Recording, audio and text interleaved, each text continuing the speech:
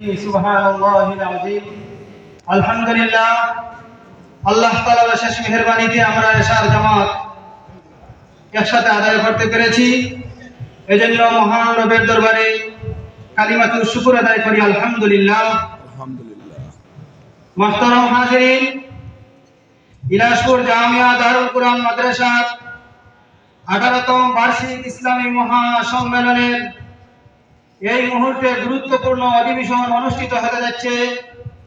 আজকের এই গুরুত্বপূর্ণ অধিবেশনে সভাপতির আসন গ্রহণ করার জন্য অনুরোধ করছি ঐতিহ্যবাহী জামিয়াতুল কুলিয়ারেঙ্গার সুনামধন্য মুফতামিম হযরত মাওলানা মুহিবুল ইসলাম বুরহান সাহেব।